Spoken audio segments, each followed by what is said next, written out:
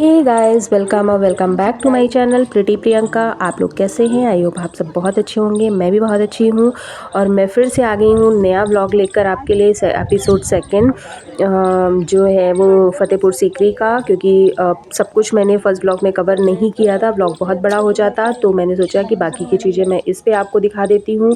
और धूप बहुत तेज़ थी, आँखें नहीं खुल पा रही थी, बट हवा भी काफ़ी अच्छी थी और बहुत अच्छा लग रहा था। तो चलिए चलते हैं जोधा अकबर के सपनों की नगरी फ़तेहपुर की सीकरी के महल, जोधा अकबर के महल के अंदर। और ये महल के अंदर जाने का गेट था, बहुत खूबसूरत और बहुत ऊंचा ये गेट था, बेहद प्यारा लग रहा था। और हवा काफ़ी अच्छी थी, धूप भी बहुत अच्छी थी, काफ़ी लोग यहाँ पे आए हुए थे। तो इतना बड़ा एरिया है ना कि सच में 4 से 5 घंटे तो अराउंड, अगर आप अच्छे से सब कुछ एक्सप्लोर करते हैं तो लग ही जाने हैं। तो ये है बहुत बड़ा सा गेट अंदर जाने के लिए, और गेट के दोनों साइड में सिक्योरिटी। तो चलिए चलते हैं अंदर, ज़्यादा देर नहीं करते हैं। और ये है गेट जो महल के अंदर के लिए जाता है। और मेन गेट ये है, मेन गेट के जस्ट बगल में 2 सिक्योरिटी वालों के लिए गेट है, जो पहले टाइम में ऑब्वियसली इनके दरबार बैठा हुआ करते होंगे। तो ये यहाँ पे जो है इनका कुछ लिखा हुआ है पहले टाइम में कि क्या था क्या नहीं था, तो आप लोग इसको देख सकते हैं, पढ़ सकते हैं। इसलिए मैंने इसकी भी वीडियो ले ली है। और फ्रेंड्स, मे बी ये वीडियो थोड़ी लंबी हो जाए, बट मैं इसको पूरा बनाऊंगी क्योंकि मैं और वेट नहीं कराना चाहती हूँ। तो यहाँ पे लिखा हुआ है जोधा अकबर की कहानी, इनके महल की। तो अब यहाँ से हम एंटर करेंगे। और सच में यहाँ जितने लोग भी आते हैं ना, मतलब घूमने तो आते ही हैं, बट एक बहुत अच्छे एक्साइटमेंट के साथ भी आते हैं, ये सोच के कि आखिर तब के टाइम में जोधा अकबर कैसे रहते थे, कहाँ रहते थे, क्या किया करते होंगे, वो सारी चीज़ें। क्योंकि सच में ये लव स्टोरी अलग थी। और यहाँ पे इनसे रिलेटेड मतलब उनकी कहानी, उनसे रिलेटेड बहुत सारी चीज़ें ऐसी यहाँ पे थी, बुक्स थी जो हम यहाँ से परचेज़ कर सकते थे। ये मेन गेट पे ही उन्होंने छोटा सा काउंटर बना रखा था। और आप देख सकते हैं यहाँ की नक्काशी जो पुराने टाइम की है, लाल पत्थरों का महल कितना खूबसूरत है। और हम ये टर्न वाइज करके अंदर जाएंगे और आंगन में। तो यहाँ पे टर्न करके हम अंदर आंगन में पहुँच गए। और आप देख सकते हैं आंगन कितना बड़ा है, और इस आंगन के चारों तरफ जोधाबाई का जो है वो कमरे बने हुए हैं। और ये अंदर करते ही ना लेफ़्ट और राइट में 2 टाइप से उनके 3 मंजिल या 2 मंजिल का आई थिंक इन्होंने वो बना रखा था, कमरे बना रखे थे, जिसमें राइट साइड में ये गर्मियों में रहा करती थी और लेफ़्ट साइड में ठंडियों में रहा करती थी। लेफ़्ट साइड में गर्मियों में रहने का ये था कि उधर की तरफ से इतने झरोखे थे कि बहुत अच्छी हवा आती थी। और इधर साइड, राइट साइड में वो ठंडियों में रहती थी अपनी दासियों के साथ में।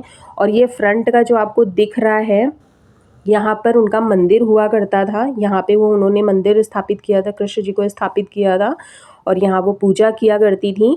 और सच में मतलब ये सारी चीज़ें देख के ना इतना मन खुश हो जाता है, भर जाता है, अच्छा लगता है सब कुछ। यहाँ पे वो तुलसी का पौधा लगाती थी, फ़िलहाल अभी यहाँ तुलसी नहीं है, कोई और पौधा लगा हुआ है, बट यहाँ पे वो तुलसी का पौधा लगा हुआ था। मंदिर जस्ट सामने, मंदिर और मंदिर के जस्ट सामने तुलसी जी, जिनकी वो पूजा किया करती थी। और यहाँ पे वो अपनी बहुत सारी दासियों के साथ रहती थी। उनका किचन भी यहीं था, उनका गर्मियों का और सर्दियों का रहने का महल भी यहीं था। तो ये था जोधा का महल, जो कि वाकई में बहुत खूबसूरत था, बहुत ही ज़्यादा खूबसूरत था। और मतलब क्या ही बोलूँ, क्या ही कहूँ, क्या लोगों ने उस टाइम पे अपनी ज़िंदगी जी है, और कैसे उन्होंने मतलब एक नॉन मुस्लिम फैमिली से होके मुस्लिम फैमिली में शादी होने के बाद उन्होंने अपने धर्म नहीं छोड़े, और सारी रीति रिवाज बहुत अच्छे से निभाए, शादी बहुत अच्छे से निभाई। तो उनके रिश्ते के बारे में क्या ही कहना, वो तो इतिहास ही गवाह है कि जोधा अकबर का रिश्ता कैसा था। और यहाँ वो करती थी पूजा, ये तो यहाँ करती थी वो पूजा, ये था वो पवित्र स्थान जो उन्होंने महल के अंदर अपना बना रखा था। और यहाँ उन्होंने भगवान जी को स्थापित किया था, जहाँ पे वो भजन कीर्तन किया करती थी, पूजा किया करती थी। तो मतलब सच में भगवान सबका साथ देते हैं, सबको सही रास्ता दिखाते हैं। तो यहाँ उनका ये मंदिर पवित्र स्थान था महल के अंदर। और यहाँ से जस्ट बाहर निकलते ही सामने ही तुलसी जी का पौधा था, जहाँ पे वो तुलसी जी की पूजा करती थी। आप देख सकते हैं इसकी छत भी लाल पत्थरों की ही है, और बहुत खूबसूरत महल था। मे भी बहुत सारे लोग आए भी होंगे घूमने, मैं भी ये सेकंड टाइम ही आई हूँ, तो मैंने कहा क्यों ना आप लोगों के साथ ही शेयर कर दूँ। और यहाँ बहुत लोग फ़ोटोज़ ले रहे थे, वीडियोज़ ले रहे थे, तो मैंने भी अपने व्लॉग के लिए कुछ शूट किया जिससे आप लोग तक ये वीडियो पहुंच पाए। और इस मंदिर को आप पूरे अच्छे से देखिए, सच में मैं तो बहुत खुश हो गई थी। और यहाँ पे कहते हैं कि जोधा जी का किचन हुआ करता था, यहाँ वो खाना बनाया करती थी। ये महल का पीछे का एरिया था और कभी कभी वो गार्डन में आके भी बैठती थी। ये उनका मतलब टाइम पास करने का या अपने लिए एक अच्छा समय व्यतीत करने के लिए ये जगह बनाई गई थी, जहाँ पर अपनी दासियों के साथ में खेलती थी, टाइम पास करती थी, कुछ अपने काम किया करती थी। तो अब इतिहास है, इतिहास को इतना तो नहीं हम मतलब जो बुक्स में लिखा है उतना ही समझ सकते हैं। और ये महल का पीछे का एरिया है, तो आप देख सकते हैं कितना खूबसूरत बना है। और ये वही एरिया है जो आपको जाली जाली दिख रहा है, जहाँ पे जोधा गर्मियों में अपना टाइम यहाँ पे एक्सपेंड किया करती थी। यहाँ से बहुत अच्छी हवा आया करती थी। ये सारी चीज़ें भी हमें गाइड ने ही बताई हैं, कुछ चीज़ें हमें पता थी, कुछ चीज़ें गाइड ने बताई, तो उसके अकॉर्डिंग ये सब कुछ है। और यहाँ से महल के बाहर सब कुछ दिखाई देता था। फ़तेहपुर जो उनका शहर था वो दिखाई देता था। यहाँ से बैठ के वो बाहर की चीज़ें वो क्या करते थे। और यहाँ ये आप देख सकते हैं, इधर गार्डन एरिया है, इधर गार्डन बना दिया गया है, जहाँ से बहुत अच्छी हवा, पेड़ पौधे बहुत अच्छे थे यहाँ पे, बड़े बड़े लगे हुए, तो बहुत अच्छी हवा भी आ रही थी। तो ये सारी चीज़ें आप देख सकते हैं। तो ये था गार्डन एरिया। और यहाँ पे ये 5 मंजिल का कुछ महल टाइप का बना हुआ है, जहाँ पे ये लोग अपना प्राणायाम, व्यायाम और जो उस टाइम पे अस्त्र शस्त्र चलाने की प्रैक्टिस वो सब हुआ करती थी। और इधर साइड था गार्डन, काफ़ी सुंदर ये गार्डन था, काफ़ी अच्छा सा गार्डन था यहाँ पे। और देख सकते हैं आप लोग भी, जितना मैं कैप्चर कर पाई मैंने सब कुछ आप लोगों के सामने शो करने की कोशिश करी है। और इस 5 मंजिला जो महल है, इसके जस्ट अपोजिट साइड में, उधर साइड में बहुत बड़ा सा आंगन था, जहाँ पे अकबर का दीवाने आम, दीवाने खास, ये सारी चीज़ें थी। तो चलिए चलते हैं उधर की साइड में। तो ये वो एरिया है जहाँ पर जो है वो अस्त्र शस्त्रों की प्रैक्टिस हुआ करती थी। और यहाँ पर व्यायाम वगैरह भी हुआ करते थे उस टाइम पे। जो लोग, जब जिसे आजकल हम लोग एक्सरसाइज कहते हैं, उस टाइम पे उनके सैनिक यहाँ पर व्यायाम किया करते थे। तो ये वो जगह है और ये 5 मंजिल की बनी हुई है।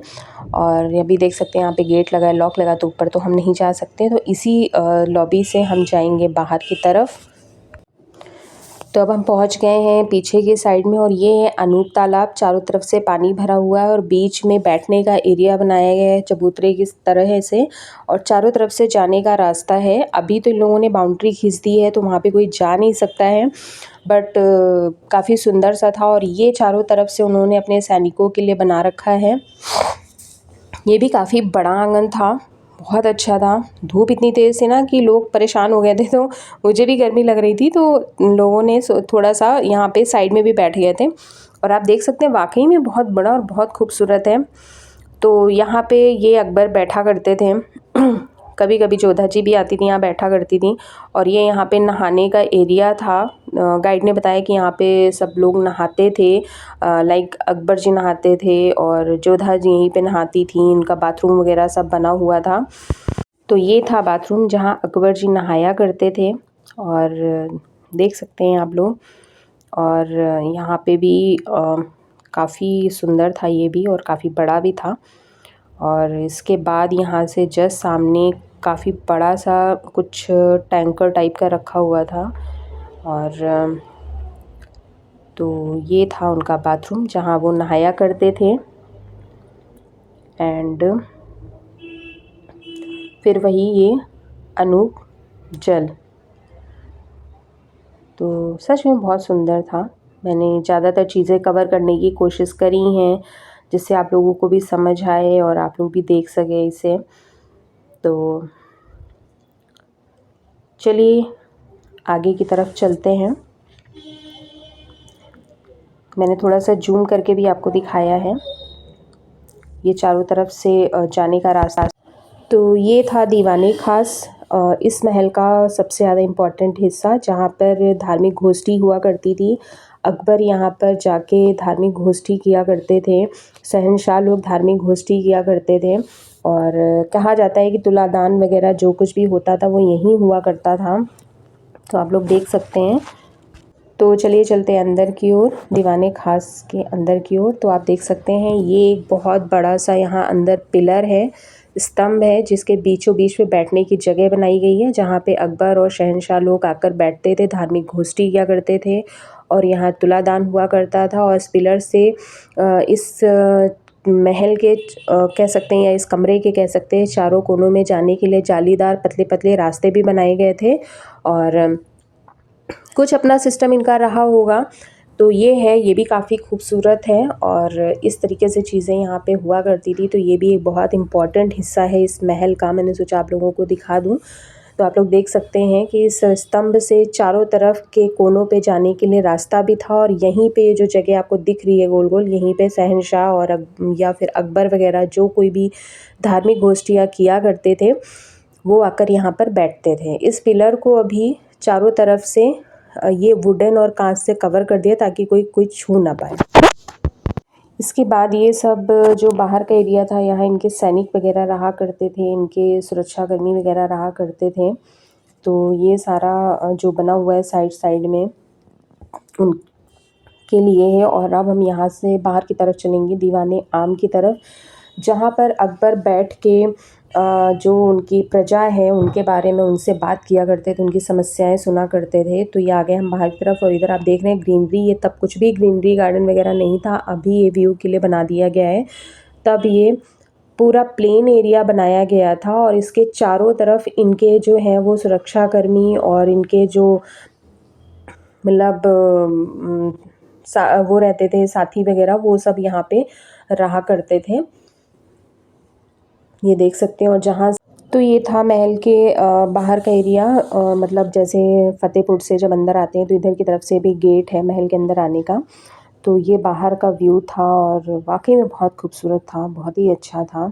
मतलब कितनी ऊंची ऊंची दीवारें, कितनी ऊंची ऊंची बिल्डिंग, कितने ऊंचे ऊंचे ये महल बनाए गए थे, बहुत ही सुंदर। यहाँ पे जो बहुत पुरानी पुरानी दीवारें ढह गई हैं, ख़राब हो गई, वहाँ पे नए पत्थरों से भी कुछ बना रहे हैं, क्योंकि मुझे ऐसा लग रहा है ये वाला जो आपको दिख रहा है काई वाला, ये बहुत पुराना है और ये गेट अभी नया बनाया गया है। बट ठीक है, लिटरली अपनी देश की धरोहर को हर कोई बचाना चाहता है।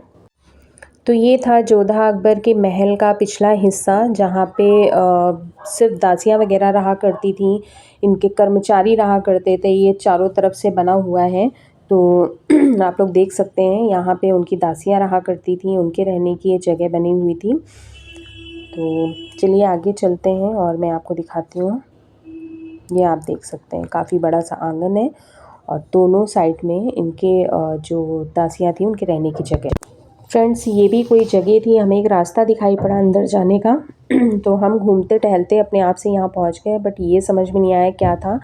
थोड़ा सा अंदर टाइप अंदर अंदर का बना हुआ था, मतलब ऐसा लग रहा था काफ़ी बड़ा हॉल है और हॉल के अंदर ये बना हुआ है। इधर की दीवार गिर गई है तो थोड़ी रोशनी आने लगी थी, बट समझ नहीं आया ये क्या था। कुछ तो रहा ही होगा उस टाइम पे, तो भंडार या कुछ भी हो सकता है, स्त्रियों के रहने की जगह या जो भी चीज़ें हों उनका क्या वो था। तो यहाँ से जब हम बाहर निकलेंगे तो यहाँ से बाहर निकलने के बाद स्तबल था, जहाँ पे उनके हाथी घोड़े ये सब बांधे जाते थे।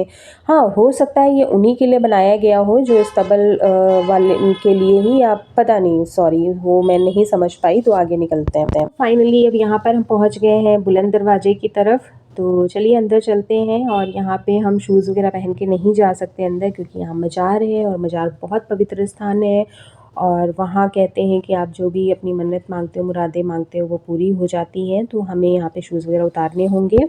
तो फाइनली हम यहाँ से एंटर कर रहे हैं बुलंद दरवाजे की तरफ और यहीं से सामने हमें सलीम चिश्ती की दरगाह भी दिखाई देगी, आप लोग देख सकते हैं। तो ये था वो मेन गेट जहाँ से हम एंटर करेंगे। तो चलिए अंदर चलते हैं और ये भी काफ़ी खूबसूरत, काफ़ी बड़ा और बहुत नक्काशीदार बना हुआ था। तो यहाँ से हमने एंटर किया और सामने आप देख सकते हैं सलीम चिश्ती की दरगाह दिख रही है और मतलब लिटरली काफ़ी अच्छा था, बहुत अच्छा था।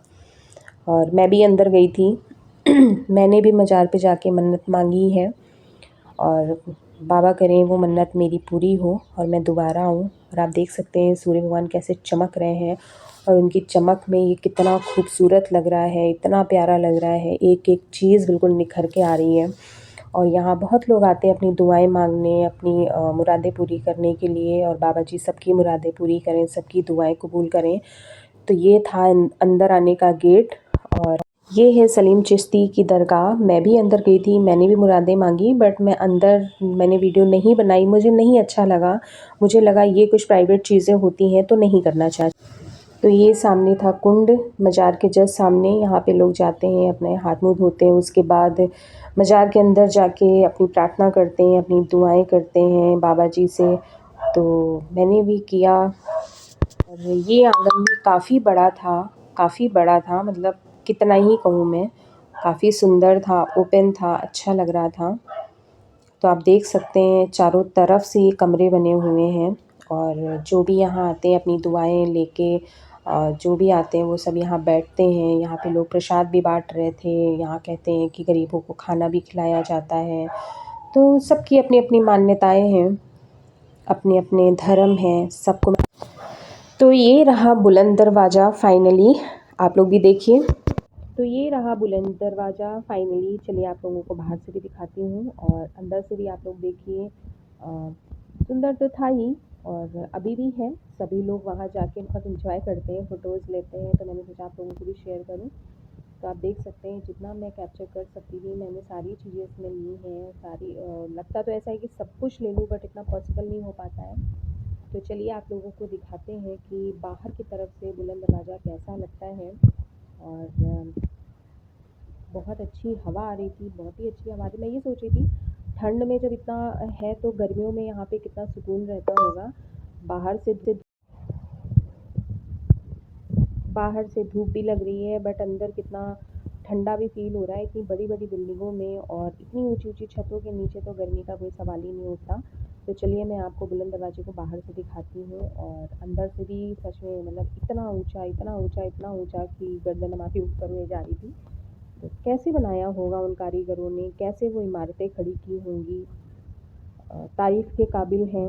और हम लोग ये सब चीज़ें देख पा रहे हैं, खुद को भाग्यशाली समझते हैं कि इतिहास आज भी खड़ा है हमारे सामने और हम उसे देख पा रहे हैं, उसे फ़ील कर पा रहे हैं। सारी चीज़ें नहीं समझ पा रहे हैं, बट कुछ तो देख ही पा रहे हैं कि क्या था, कैसा था। और आप देख सकते हैं ऊपर ये गुंबद वगैरह कितना खूबसूरत बना हुआ है। छत के ऊपर ये जो उन्होंने नक्काशी की है ये कितनी खूबसूरत है। तो ये दोनों तरफ का मतलब कमरों की लॉबी है, और लेफ़्ट राइट दोनों साइड में है, और कितनी ऊंची ऊंची छतें हैं इनकी।